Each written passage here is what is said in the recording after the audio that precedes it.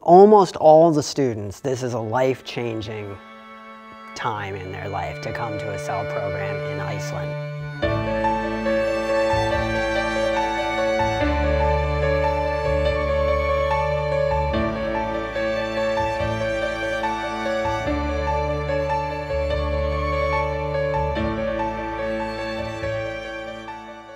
Iceland is a super place for students to come is that it has so many of what the students would say is perceived answers. They're looking for answers to climate change, sustainability, peak oil, economic issues, whichever.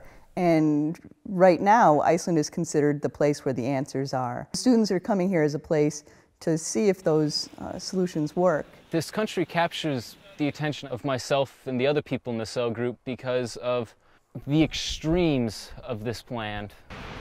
It's powerful.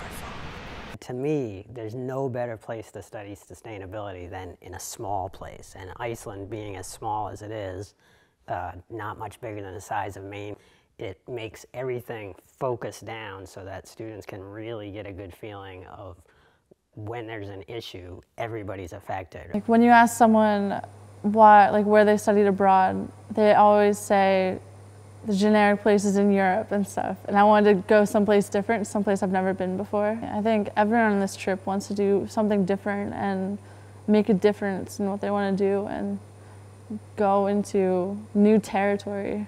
I didn't really understand what Iceland would be, and I've come to realize it's a magical place. I think it's summed up personally in the Northern Lights and how they're mystical and spiritual, and there's a lot of spirit in Iceland that's ingrained in the nature and in the people. I think that it's so unique to other study abroad programs is why I decided to come. You're not thrown into a regular university taking normal classes that you could have taken anywhere else, but you're immersing yourself in a community and in a culture and kind of learning about sustainability while you're living here and not just reading it in texts and reading it in lectures. Definitely gonna miss the community aspect because while I've lived in neighborhoods and I've been involved with little communities, I haven't really been this fully involved or this much a part of a community. Really all you have here is you and those around you. I feel like the community is created, and around that comes a harmony, and that's what creates this sense of spirit in the place. In studying sustainability, thinking about community is absolutely essential. Solheimar envelops the social sustainability the best that I've seen as far as eco-villages go or other communities, primarily because it incorporates people with different abilities. And so to be living in a community with other people, with 100 other people that get together every morning and hold hands and join in that ritual. I like it. It's such a great way to start the day, and to have so many people excited just to see you in the morning really makes a difference. It really starts you off in a good mood. It's definitely good. I'm gonna miss it when I go home. You're living life, and your daily rhythms change into a way that's much healthier than back home. You get up and you go to morning meeting at 9 o'clock, and you're facing the day, you're having community interaction at that point.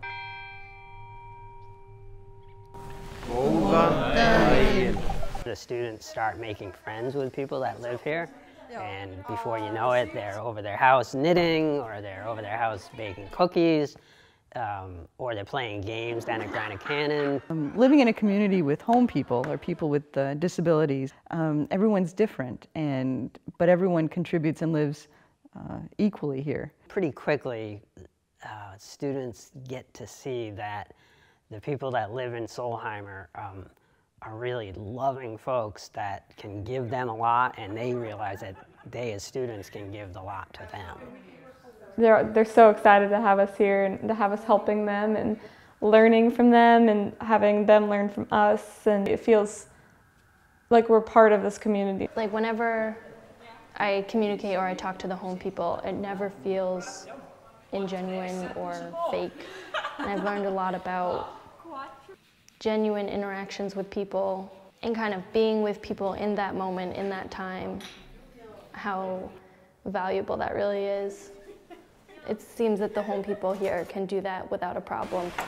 The reverse integration from Steiner's teaching is part of the magic here. It really affects the students over time, and they don't realize it, but at the end of the semester they start to see that, oh, ritual and community and people coming together sort of as one force is an essential part of the sustainability movement.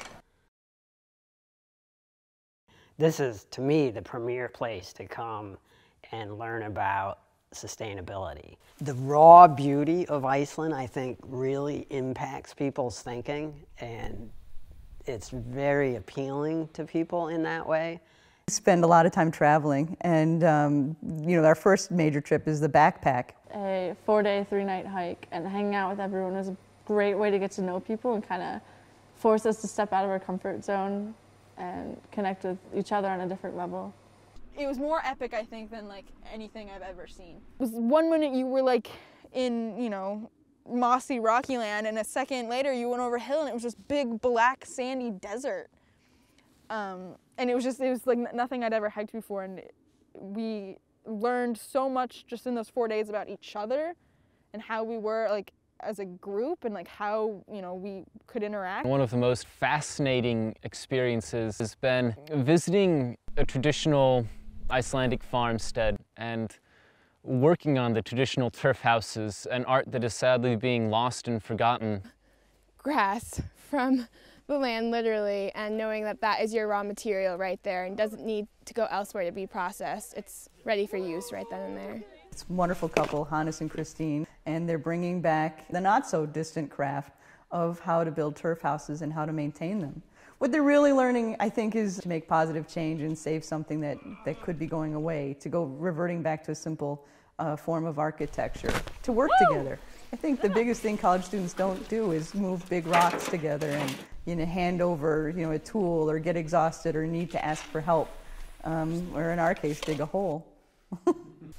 No, but I'm definitely glad we do. How many people get to make turf houses? Yeah, makes me want to build my own turf house. Makes you appreciate it a lot more. Yeah. It's beautiful. Yeah. It's awesome. Everyone should do it.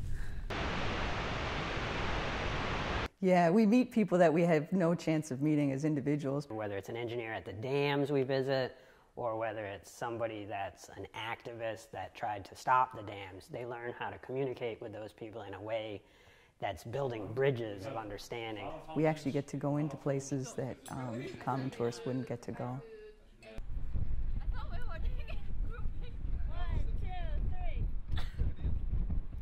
In terms of sustainability, there's a lot of places where Solheimar could grow, and that's a good thing for us with CEL students, because we come here at first, and students, of course, often think, well, Solheimar must be perfect. They're called an eco-village, and they must do everything just perfectly in terms of sustainability. But as with almost any eco-village, that's not true. It's not as environmentally friendly as I had thought it was going to be. And I think I'm really excited in part to be here to help them find ways that they can change that and ways that they can incorporate environmental sustainability alongside their social sustainability and social justice aspects of this amazing community. It's a little bit more difficult to be sustainable here in some ways because everything is coming from afar. So we have to really think about the food we eat and whether it's coming from Iceland or from Europe or from Venezuela or whatever it is. It's great being here because they're really excited for us to help them become a more sustainable community. Unlike many schools, the students that come to a CEL program start to realize that it's upon themselves to make a difference, and that they start not only looking at things in an intellectual way, but they start realizing that, oh, I need to change some things in my own life and help other people change some things in their own life to be better ecological citizens. We live in a dorm, which is a really beautiful building and has a nice place where we can all sit and eat dinner together every night, which is an important thing for us. So it's pretty comfortable living, but also simple living. Any student is capable of succeeding in a cell semester. However, what I would say is the most important aspect of what they need to come with is the ability to have an open mind, the ability to want to do service to others, especially at Solheimar community and the places we go and visit, and the ability to live in a close-knit learning community in a way that they're willing to share themselves emotionally and share themselves in terms of academics, and realize that a lot of the learning is up to them to figure out. You don't necessarily have to have prior knowledge about sustainable living practices or energy policy, but you have to come with some background of wanting to change the world for the better, wanting to change it in a way that you create a more sustainable community and a more sustainable world. One of the most significant things that Solheimar taught me is to live in a simple life. And it makes me feel more connected with nature. So I think if you want to learn in a different way and you want to be a part of a bigger community and have a blast every day, then you should definitely come to Solheimar.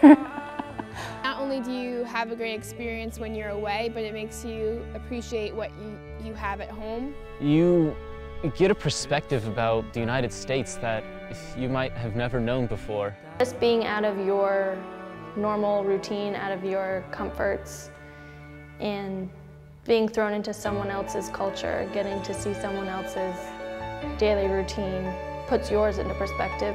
We're learning to be a part of something bigger here at Cell in Solheimar. We're learning to be, I think, global citizens that are hopefully changing the world for the better and hopefully making a big change, even though it's only a few of us.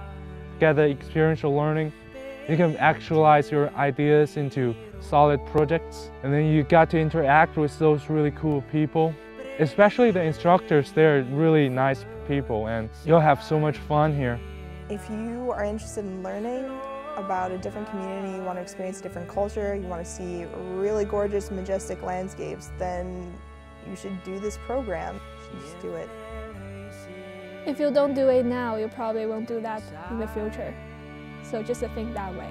Just do it. I love being part of the journey with the students, partly because I'm still looking for answers myself, and so to be with a group of 14 or 16 other folks that are looking for answers too, you know, the wisdom's in the group, and to find it, you know, we find it together, and so that way every day is a new adventure. The learning community that we create is by far, I think, what really helps people to come to different understandings in terms of environmental studies. Yeah, the morning circle is, you know, sometimes in those 9 seconds when you're listening to the bell going ding, ding, a lot goes through your mind, and then you think back on that when you go back to the States and you think, wow, that was really beautiful.